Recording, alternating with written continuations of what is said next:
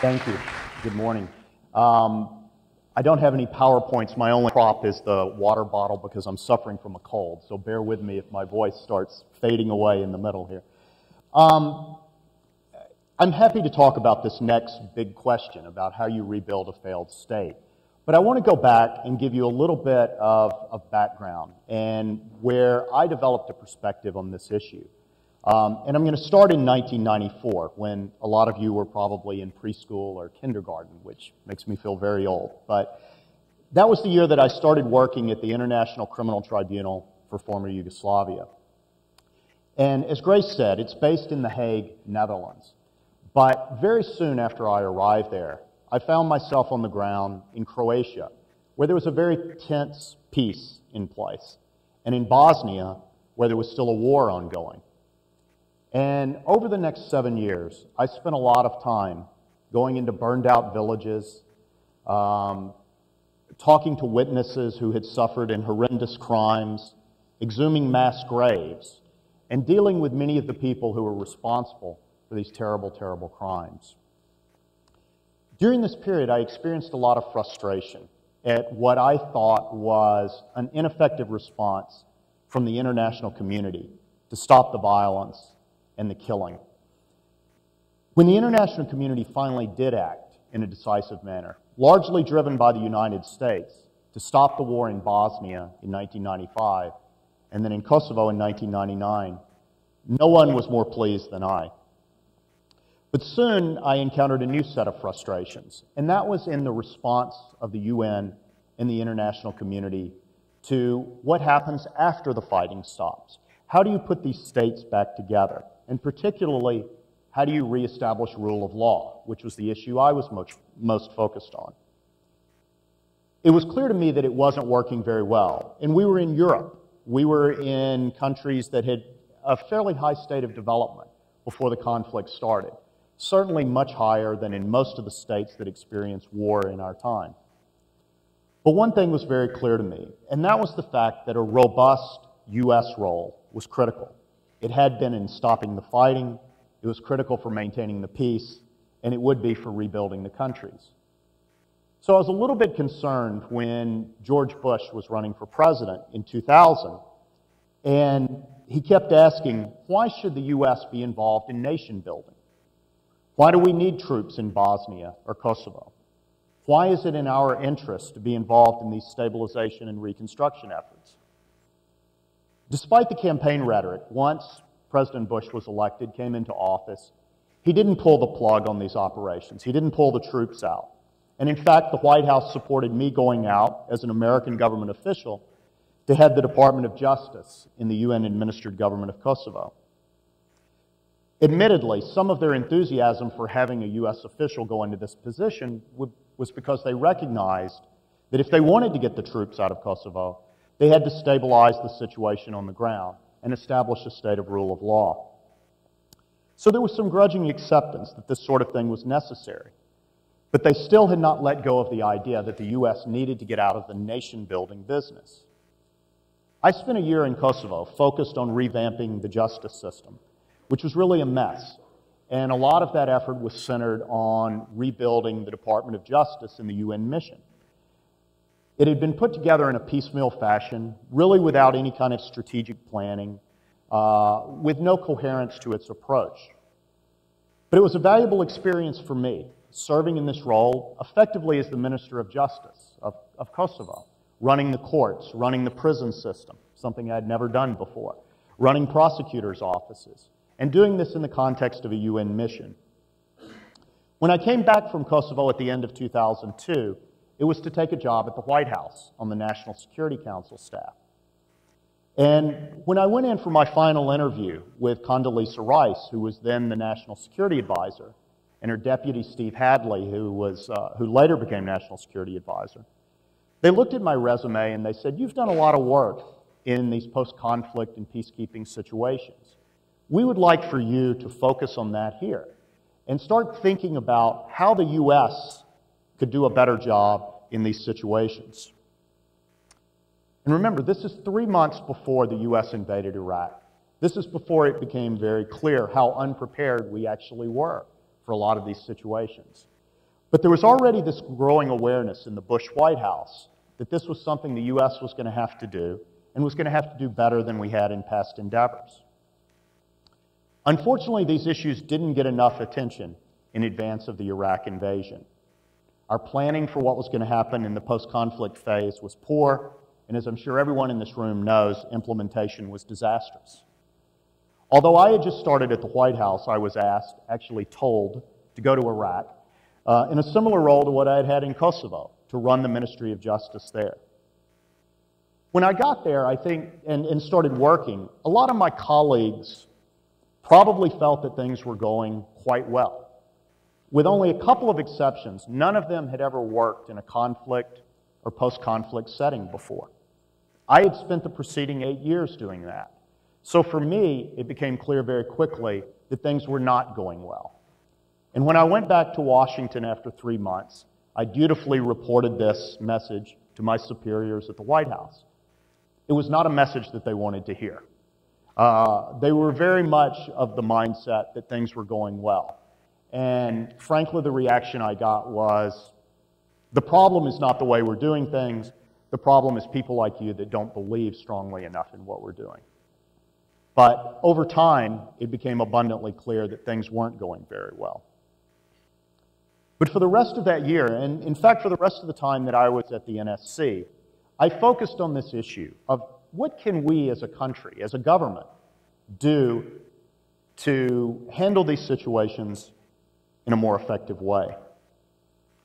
Late in 2003, I sat down and I had a meeting with Senator Lugar, who was then the chairman of the Senate Foreign Relations Committee, and then Senator Biden, who was the ranking Democrat.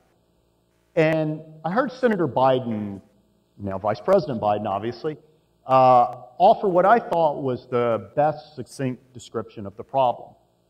And he said, you know, the United States has done a lot of these kind of post-conflict operations. But every time we've gone into one of these situations, we've set it up like we've never done it before. And at the end of the mission, we've closed it down like we're never going to do it again. But the reality is that we are going to have to do it again and again and again. So now I want to actually turn to addressing the question that is posed. How do you rebuild a failed state?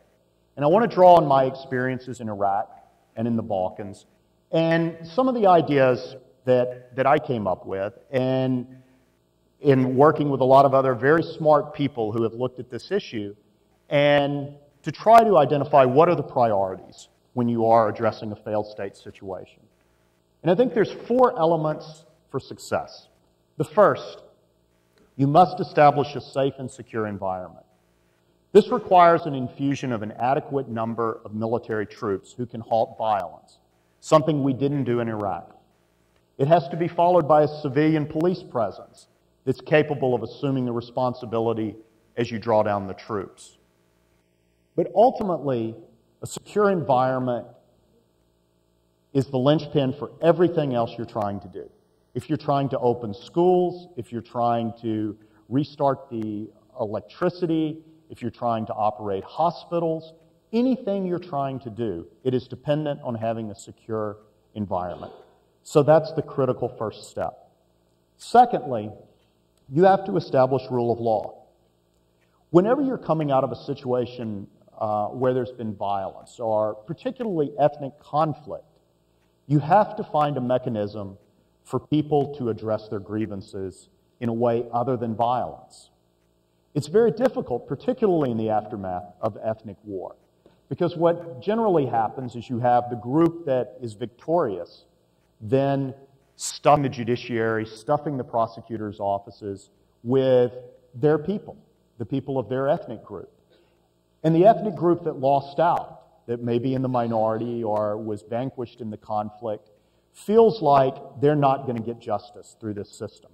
But you have to find a way to show people that they can have confidence in the laws and that the laws are going to be applied in an equal manner. And there's another critical thing. Justice capabilities have to be established simultaneously and at the same rate in 3 key areas: police, courts, and prisons. And you can think of it like a 3-legged stool. The thing is, if the police are going out and arresting 10 people in a given day, you have to have a prison system that can accommodate 10 new prisoners. And you have to have a court system that can process 10 new cases. And if any of those things gets off kilter, the stool falls over. But what has happened time and time again is the police are the most visible part of this. And so the UN and the US and Iraq has infused large numbers of police into these situations who go out and arrest a lot of people, and then they have nothing to do with them.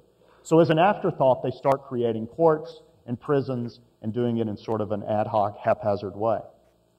Third, you must ensure that basic needs are met and essential services are provided. People have to get food and water. They have to have electricity. They have to have gasoline to operate vehicles. The infrastructure has to be repaired and safeguarded. All of these things, again, went wrong in Iraq. We were doing a poor job of maintaining the electrical grid than Saddam was. And you had people saying, wait a minute, things were better when Saddam was here. At least, when it was 120 degrees in the middle of the summer, we could turn on the air conditioner. They didn't have that when we were there, and this caused a lot of resentment. Fourth, if you can get all of these things going, then you can start focusing on creating a sustainable economy with adequate levels of employment. Most conflicts are driven to some extent by economic factors, real or perceived. Again, a lot of times ethnically driven. One ethnic group is perceived to have more money or more economic privileges, and this leads to grievances and violence. But if you can get the economy functioning where people feel like they have equal opportunities there, you're a long way toward achieving stability. And an important consideration in this regard is disarming, demobilizing, and reintegrating the former combatants. Again, this is something in Iraq where we fell short. We demobilized them, but we didn't disarm them, and we didn't reintegrate them. So you had hundreds of thousands of embittered, unemployed men who still had their weapons running around the country and very hostile to the United States. If all of this can be done, then you can start focusing on your more long-term objectives, like stable governance, improvements to education, and so on. And what are the tools that are necessary to do this? I think, first of all, you need to have the right type of resources to apply to failed state interventions. You need to have military units that are trained for this. You need to have police units with robust capabilities. You need civilians who are trained in post-conflict and stabilization and reconstruction work. As I said, when I went to Iraq, I had that background. I had no knowledge of the Middle East, really, so I had a huge learning curve there. But the vast majority of my colleagues had neither experience in the Middle East or in post-conflict work. But you need people that have this sort of expertise matched up with people that have regional expertise of the place that's being dealt with. And you need the ability to deploy these resources in a timely fashion. Secondly, you need a better international framework for responding to failed states. The U.S. cannot and should not be the one to answer the call in every one of these situations. The UN has a leading role, and we benefit, all of us benefit, if the UN has enhanced capabilities in this area. But I think something that has not gotten enough attention, and what is very important, is strengthening regional organizations. Certainly the European Union and NATO are involved in peacekeeping efforts, but these are organizations made up of rich countries that have very robust capabilities to start with. More attention needs to be paid to groups like the African Union, which is dealing with a lot of these failed state situations in their own backyard. Empowering them to do more of this helps us all. And third, having the political support and financial resources needed to maintain these capabilities and to deploy them is in the U.S. interest. And it's been difficult at times to secure that. But this brings me back to sort of where we started and the question that was raised by George Bush when he was running for president in 2000. Why is it in the U.S. interest to get involved in nation building, in stabilizing and reconstructing failed states? You're students in a Catholic university that places strong emphasis on humanitarian principles and ethics. And certainly from that perspective, there's a moral imperative for reaching out and helping failed states, one that I find very compelling. But if you're someone who rejects that and looks at it only from the realpolitik perspective and what is in the U.S.'s strategic interest, and ask, why should we care about failed states? I would ask you just to turn to September 11, 2001. The worst attack that was ever launched on the United States. The highest casualties ever incurred by this country in one day. Originated not from one of our traditional adversaries, a powerful country with nuclear weapons. Rather, it originated from the second poorest nation on the face of the earth, Afghanistan, which is by any definition a failed state. So whether you approach this from a moral perspective or from a strategic perspective, I think you'll come up with the same answer. It is in the U.S. interest and the interest of the entire developed world to engage and rebuild failed states. Thank you.